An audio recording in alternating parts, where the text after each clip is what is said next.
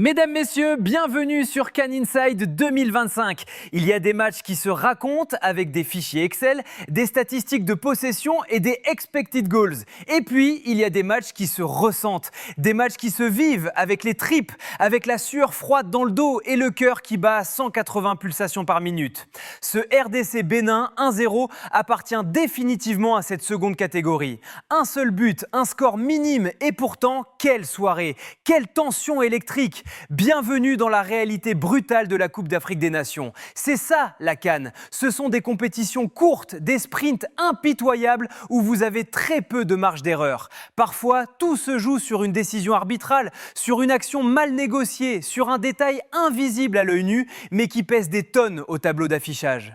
Pour comprendre la portée de ce match, il faut fermer les yeux une seconde et se mettre à la place des acteurs dans les derniers instants. Imaginez-vous, vous êtes supporter béninois, le score est figé à 1-0, le chronomètre tourne, impitoyable. Et là, le quatrième arbitre lève le panneau. 10 minutes de temps additionnel. 10 minutes, c'est une éternité, c'est une vie entière dans un match de football. Chaque ballon qui traîne dans la surface devient une question de vie ou de mort. Chaque touche devient une occasion de respirer ou de suffoquer.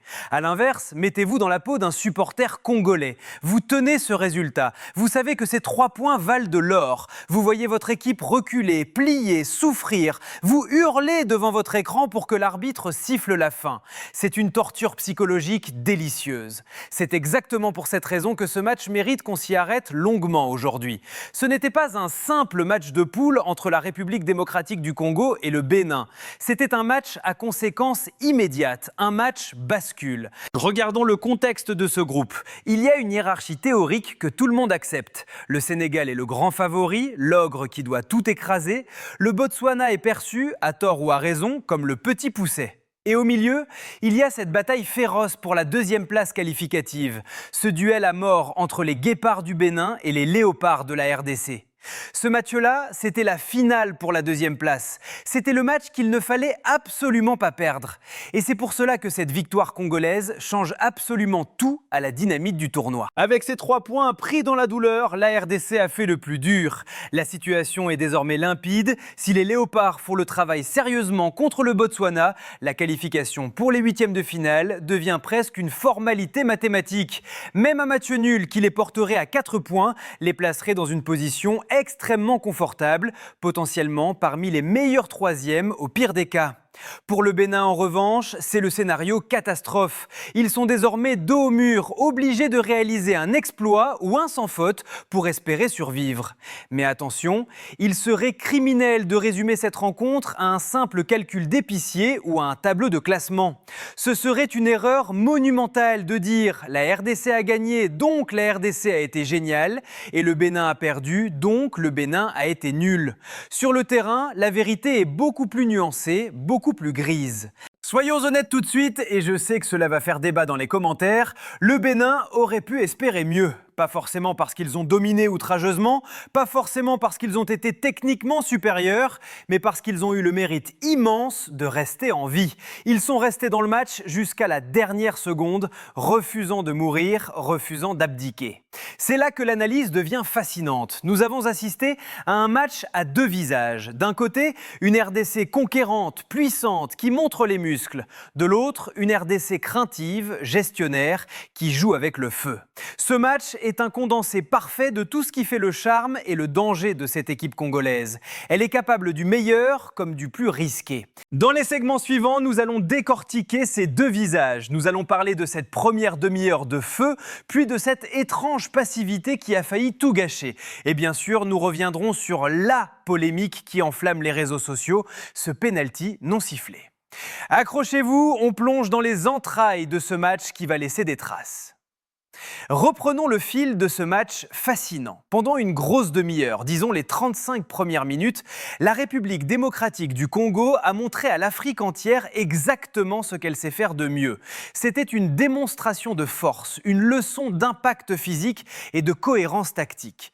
On a vu la version Dr Jekyll de cette équipe, la version effrayante pour les adversaires. Le plan était clair, un bloc positionné très haut, une pression agressive sur le porteur du ballon et des récupérations tranchantes dans les 30 derniers mètres adverses. C'est une équipe qui, quand elle joue avec cette intensité, est quasiment impossible à contenir pour une nation comme le Bénin. Imaginez la scène, les joueurs béninois n'arrivaient presque pas à sortir de leur propre moitié de terrain. C'était l'étouffement total. Les lignes de passe étaient coupées, les relances étaient contrées ou interceptées. C'est un peu comme une équipe qui décide de jouer le match en mode sprint dès le coup d'envoi, en disant à l'adversaire « si tu veux respirer, il va falloir souffrir. Si tu veux toucher le ballon, il va falloir saigner ». Cette domination territoriale n'était pas stérile, elle avait un but, provoquer l'erreur. Et cette pression finit inévitablement par payer.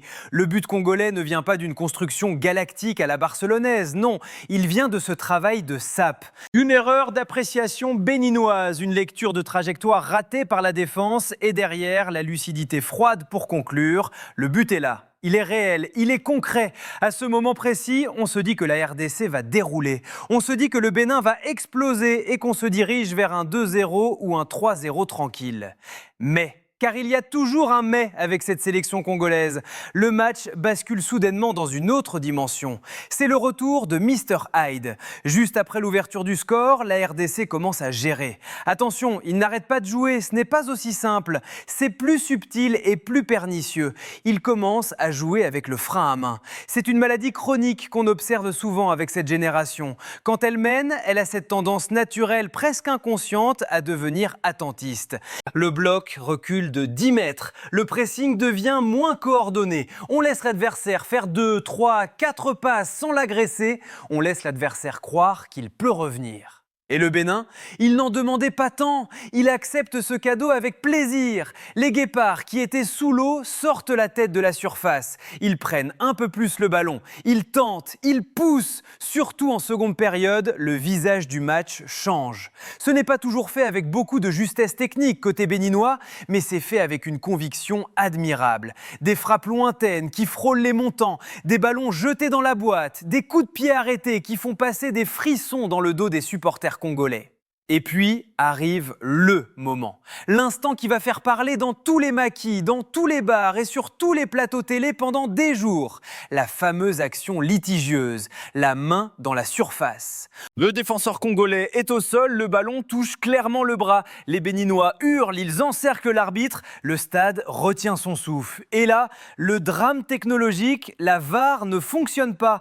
Pendant plusieurs minutes, c'est le flou total, l'arbitre ne peut pas aller voir les images. La communication est rompue ou l'écran est noir. À ce moment-là, peu importe votre camp, que vous soyez congolais, béninois ou simple observateur neutre, vous vous dites tous la même chose, non. Pas ça, pas dans un match comme celui-là, pas avec un tel enjeu. C'est la hantise du football moderne, dépendre d'une technologie qui vous lâche au moment critique. Alors, soyons clairs et honnêtes intellectuellement sur cette action. Oui, il y a contact avec le bras, c'est indéniable. Oui, une VAR fonctionnelle aurait très bien pu appeler l'arbitre et donner pénalty. Mais dire que c'est un pénalty à 1000% indiscutable, c'est aller un peu trop vite en besogne. Regardez bien le ralenti quand il est disponible. Le défenseur est déséquilibré, il chute. Son bras accompagne le mouvement naturel du corps pour amortir la chute. Il ne fait pas un geste volontaire pour bloquer le ballon. C'est ce qu'on appelle la position naturelle dans une dynamique de chute. L'arbitre aurait pu siffler penalty et on aurait dit c'est sévère mais juste. Il a choisi ou a été contraint par l'absence d'image de ne pas siffler, estimant que la position n'était pas sanctionnable. Le vrai scandale, ce n'est même pas la décision finale de l'arbitre central. L'erreur est humaine. Le vrai problème, c'est que la technologie censée aider, censée apporter de la justice, n'était pas là. Dans une compétition aussi serrée où la qualification se joue à 1 point, à 1 but, ce genre de défaillance laisse forcément un goût amer, un goût d'inachevé. Le Bénin se sent volé et on peut comprendre leur frustration immense. La RDC s'estime chanceuse et elle a raison de le penser. Mais le match ne s'est pas arrêté là. Malgré ce coup du sort, le Bénin a continué. Et c'est là que nous allons voir dans la suite de l'analyse que le danger ne vient pas seulement de l'arbitrage. Le danger vient du fait que la RDC a laissé le Bénin en vie jusqu'à la 90e minute, s'exposant à une balle de chaos terrifiante dans les arrêts de jeu. Malgré la polémique, malgré la frustration de ce pénalty non sifflé, le match n'est pas terminé. Le Bénin, blessé dans son orgueil, refuse de mourir. Et c'est là que la beauté cruelle du football se révèle dans toute sa splendeur. Nous sommes à la 90e minute. Le temps réglementaire touche à sa fin. La RDC pense avoir fait le plus dur, elle pense tenir sa victoire. Mais le Bénin s'offre une balle de match, une véritable balle de chaos. Regardez cette action car elle vaut tous les discours tactiques du monde. Une passe magnifique, chirurgicale, glissée dans le dos du bloc congolais qui était, pour une fois, mal aligné. L'attaquant béninois se retrouve en position idéale. La frappe est pure, sublime, elle part vite et là... le miracle. Un arrêt décisif du gardien congolais. Un réflexe venu d'ailleurs. Une main ferme qui détourne le destin. À cet instant précis, on n'est plus dans la tactique. On n'est plus dans le 4-3-3 ou le 4-4-2. On est dans le football pur. On est dans ces instants magiques ou tragiques où 1 centimètre change le destin d'un match, d'un groupe et peut-être même d'une génération. Si ce ballon rentre, c'est 1-1. La RDC s'effondre mentalement, le Bénin exulte et le classement du groupe est bouleversé. Mais le ballon ne rentre pas. Le gardien a fait son travail, la défense a soufflé. Au final, le score ne boudera plus. La RDC gagne 1-0. Le Bénin sort du terrain frustré, en colère, mais certainement pas ridicule. Ils ont regardé les léopards dans les yeux. Tout le monde a poussé un ouf de soulagement côté congolais. Mais très vite, les regards se sont tournés vers l'avenir. Parce que maintenant, c'est un autre monstre qui se profile à l'horizon, le Sénégal. Et là, mes amis, on change complètement de dimension. Ce qui a suffi contre le Bénin ne suffira pas contre Sadio Mané et sa bande. C'est pour cela que nous devons maintenant entrer dans la véritable analyse football. Oublions l'émotion, oublions l'arbitrage. Pourquoi la RDC est-elle capable d'étouffer son adversaire pendant 30 minutes avant de s'éteindre ? Que nous dit ce match sur le niveau réel des léopards ? Entrons dans le cœur du réacteur. Ce qui frappe quand on revoit cette rencontre à froid, sans le stress du direct, ce n'est pas tant ce que le Bénin a raté, c'est surtout ce que la RDC choisit de faire et de ne plus faire au fil du match. Pendant les 30 premières minutes, nous avons vu la meilleure version possible de cette équipe sous l'ère des sabres. C'était impressionnant. Un bloc positionné très haut sur le terrain, des latéraux qui jouent presque comme des ailiers alignés avec les milieux de terrain, il y avait une volonté claire, nette et précise, récupérer le ballon le plus près possible du but adverse. Et ça, c'est une arme redoutable pour la RDC. Pourquoi ? Parce que cette sélection est génétiquement bâtie pour ça. Regardez les profils des joueurs. Ce sont des athlètes puissants dans les duels, capables de répéter les efforts à haute intensité. Ce sont des joueurs qui aiment la verticalité, qui aiment se projeter immédiatement vers l'avant dès la récupération. Quand ils jouent haut, leur qualité explose. Ils étouffent l'adversaire. On l'a vu, le Bénin n'arrivait pas à ressortir proprement. Chaque contrôle était contesté par 2 Congolais. Chaque passe était une prise de risque. Le danger ne venait pas seulement des tirs cadrés, il venait de la répétition, de cette sensation permanente d'apnée imposée au Bénin. C'est un peu comme une équipe qui joue avec un minuteur invisible. Tant que l'intensité est maximale, tant que le volume de course est là, la RDC est une machine à broyer. Mais le football, et surtout une Coupe d'Afrique des Nations sous la chaleur, ne se joue pas sur 30 minutes. Un match dure 90 minutes, voire 100 avec les arrêts de jeu. Et c'est là que la rencontre a basculé dans une zone beaucoup plus inconfortable, une zone grise qui doit inquiéter le staff. Après l'ouverture du score, on a assisté à un phénomène étrange. Le bloc a reculé, progressivement d'abord, puis franchement. La pression, qui était une meute de loups coordonnés, est devenue désorganisée. Les distances entre les lignes se sont allongées, le milieu de terrain était trop loin des attaquants, la défense trop loin du milieu. On a senti une forme de gestion, comme si l'équipe se disait inconsciemment « c'est bon, on a marqué le but, maintenant on contrôle, on économise l'énergie ». Sauf que, et c'est le point crucial de notre analyse, cette RDC-là n'est pas une équipe de contrôle. Elle n'est pas construite pour subir pendant 60 minutes. Elle n'a pas l'ADN de l'Italie des années 90 ou de l'Atlético de Madrid de Simeone qui adore souffrir devant sa surface. La RDC est une équipe d'action, pas de réaction. Elle peut défendre bas par séquence, oui, pour reprendre son souffle, mais elle ne peut pas laisser l'adversaire s'installer dans son camp durablement sans se mettre en danger de mort. Le résultat résultat de ce recul volontaire a été immédiat. Le Bénin a repris confiance. La possession s'est équilibrée puis a basculé en faveur des Guépards. Même sans se créer 10 occasions nettes par minute, le Bénin a commencé à y croire. Ils ont senti que la bête congolaise avait arrêté de mordre. C'est une erreur fréquente dans la lecture de cette équipe. Beaucoup pensent que la RDC est avant tout une équipe défensive et physique. C'est faux. En réalité, sa vraie force est dans l'agression, dans le rythme, dans la capacité à imposer sa loi. Quand elle recule trop, elle s'expose à 2 dangers majeurs que nous allons détailler dans le prochain segment. Des dangers qui, face au Sénégal, ne pardonneront pas. Nous avons laissé la RDC en train de reculer, de subir, de laisser le Bénin jouer. C'est une stratégie dangereuse. Pourquoi ? Parce que quand cette équipe recule trop, elle s'expose à 2 dangers majeurs, 2 failles qui pourraient être fatales face à une équipe plus clinique que le Bénin. Le premier danger, ce sont les coups de pied arrêtés. C'est mathématique. Plus vous jouez bas, plus vous concédez de corners et de coups francs dangereux aux abords de votre surface. On l'a vu dans ce match. Chaque ballon qui traîne, chaque second ballon mal dégagé devient une munition pour l'adversaire. Dans une compétition courte comme la CAN, c'est souvent là que tout bascule. Une tête sur corner, un cafouillage et votre solidité défensive vole en éclats. La RDC a joué avec le feu à ce niveau-là. Le second danger, c'est la désorganisation du bloc. Quand le pressing n'est plus chasse en meute, quand il n'est plus collectif, chacun commence à défendre un peu pour soi, dans sa zone. Et là, le bloc s'étire. Une simple passe entre les lignes, une simple triangulation peut devenir létale. La plus grosse occasion du Bénin, celle de la 90e minute, arrive exactement comme ça. Un bloc congolais trop étiré, pas assez compact, une passe parfaite dans le dos de la défense, un appel millimétré et heureusement un gardien en état de grâce. À ce moment-là, le match aurait pu changer de visage et personne n'aurait pu crier au scandale tactique. Mais ne soyons pas uniquement négatifs. Côté offensif, il y a aussi des enseignements très clairs et positifs à tirer de ce match. La largeur est une vraie force pour cette RDC. Les centres sont rapides, tendus, difficiles à défendre pour n'importe quelle charnière. Les attaquants, Wissa, Bongonda, Bakambu, savent attaquer la zone de vérité. Les situations existent, même sans domination totale. Le problème, c'est le déchet technique. Il est encore trop important pour une équipe qui veut aller loin.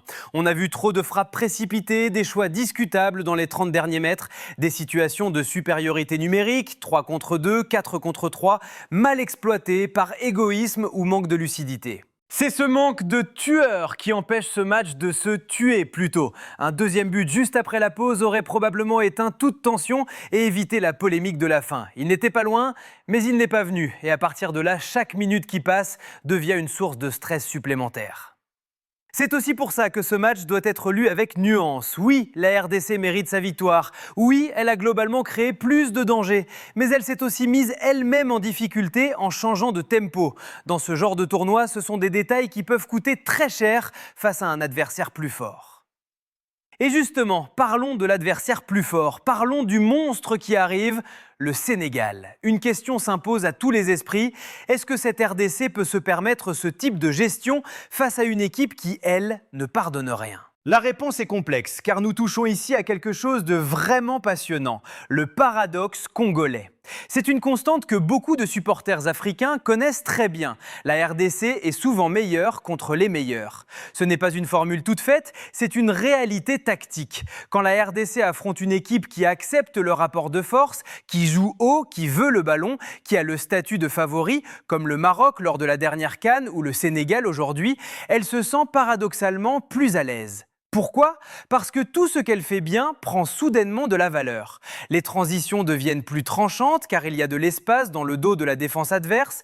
Les récupérations hautes sont plus faciles car l'adversaire prend des risques à la relance. Les appels axiaux font plus mal car la ligne défensive adverse n'est pas collée à ses 16 mètres.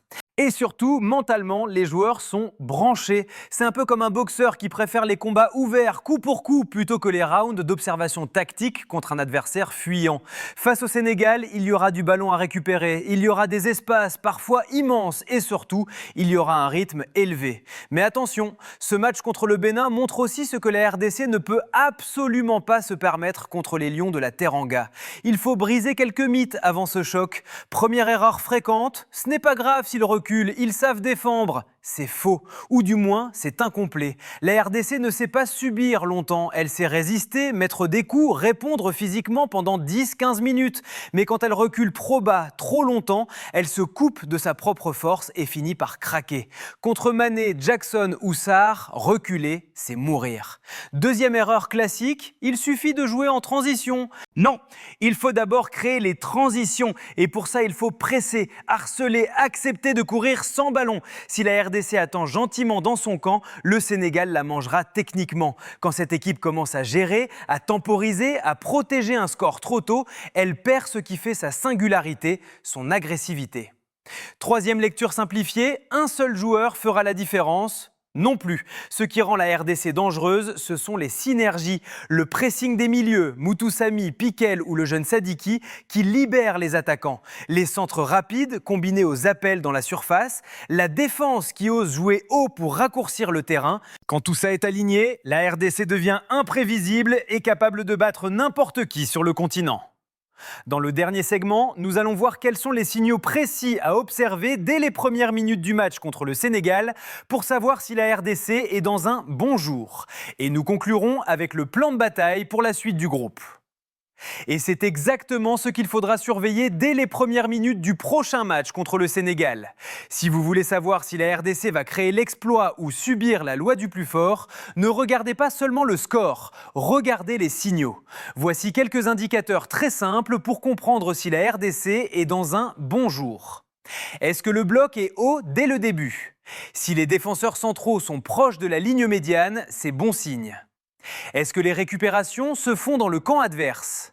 Si le milieu gratte des ballons à 30 mètres du but sénégalais, la machine est en marche. Est-ce que les latéraux osent monter? Si Masuaku ou Kaloulou jouent comme des ailiers, c'est que la confiance est là. Est-ce que les attaquants attaquent la surface à plusieurs? Si Bakambu est seul, c'est mort. S'ils sont trois à plonger dans la surface sur un centre, danger immédiat. Si la réponse est oui à ces questions, alors le match peut devenir très inconfortable pour le Sénégal, favori ou pas. A l'inverse, voici les signaux d'alerte rouge. Un bloc trop bas dès le premier quart d'heure, des centres subis en série sans réussir à sortir, trop de dégagement en catastrophe sans construction et un manque de présence physique dans les 30 derniers mètres adverses. Si vous voyez ça, même une équipe moins talentueuse pourra garder la RDC sous pression. C'est pour ça que ce RDC Bénin est si riche d'enseignements. Il nous a montré une équipe efficace, capable de gagner à l'italienne, mais encore perfectible. Une équipe capable de battre presque tout le monde, mais aussi capable de se compliquer la tâche toute seule par excès de prudence. Un mot rapide sur le Bénin. Il faut le dire clairement, ce match n'est pas une catastrophe pour eux, même si le résultat est dur. Il y a de la discipline, il y a une vraie réaction en seconde période, et cette occasion énorme à la fin prouve qu'ils ont du cœur. Ce qui manque aujourd'hui, c'est ce petit supplément de précision dans les zones décisives. Le tueur devant, le calme derrière. Dans une CAN, ça ne pardonne pas. Pour eux, l'équation est simple, plus le droit à l'erreur. Il faudra transformer les temps forts en buts. Maintenant, la suite du groupe est simple à lire et brutale. Pour la RDC, battre le Botswana ensuite, c'est quasiment valider la qualification. Ne pas exploser face au Sénégal, c'est envoyer un message fort à l'Afrique. Le football, ce n'est jamais une ligne droite, c'est une accumulation de choix, de moments, de micro-décisions. Et ce match-là, aussi frustrant soit-il pour certains, en est la parfaite illustration. Pour finir, passons à la FAQ Express, ces questions que tout le monde se pose. Pourquoi ce groupe reste ouvert malgré un favori clair? Parce qu'il y a peu de matchs et peu de marge d'erreur. Une victoire du Bénin au prochain match et tout est relancé. Pourquoi la RDC semble parfois se faire peur toute seule? Parce qu'elle gère trop tôt au lieu d'imposer son rythme. C'est un défaut de maturité collective qu'il faut corriger vite. Pourquoi la CAN est aussi imprévisible? Parce que chaque détail, un pénalty non sifflé, une VAR en panne, un poteau sortant, compte plus qu'ailleurs. Et pour vous, amis supporters avertis, voici votre plan de bataille pour les 7 prochains jours. Si vous voulez vraiment profiter de la suite de la compétition intelligemment, regardez les 20 premières minutes de chaque match avec attention, c'est là que les intentions tactiques se révèlent. Observez les blocs, pas seulement le ballon. Regardez comment l'équipe bouge sans la balle. Identifiez les moments où les équipes reculent volontairement. Est-ce de la fatigue ou de la stratégie? Notez les coups de pied arrêtés dangereux, c'est l'arme fatale des matchs fermés. Ne jugez pas un match uniquement au score. Une victoire 1-0 peut être plus impressionnante qu'un 3-0 chanceux. Gardez en tête que rien n'est jamais écrit à l'avance. Un dernier petit avertissement essentiel avant de se quitter. Dans les commentaires, sur les réseaux sociaux, pas de haine, pas d'insultes, pas de certitudes absolues. Le football africain mérite mieux que des jugements à chaud et des guerres de clochers. Il mérite de l'analyse, du respect et un peu d'humilité. On peut être en désaccord sur un penalty, on peut débattre tactique, mais restons dignes. C'est ça l'esprit CAN. Voilà, on a fait le tour. La RDC a gagné, le Bénin a perdu mais a montré de belles choses. Le groupe est lancé. Si cette analyse vous a permis de voir ce match sous un autre angle, abonnez-vous, lâchez un like et dites-moi en commentaire dans quel camp étiez-vous ? Comment avez-vous vécu ces 10 dernières minutes irrespirables ? Et surtout, votre pronostic pour le choc RDC-Sénégal. La suite arrive très vite et croyez-moi, ce groupe n'a pas fini de nous surprendre. Allez, on se retrouve au prochain match. Peace!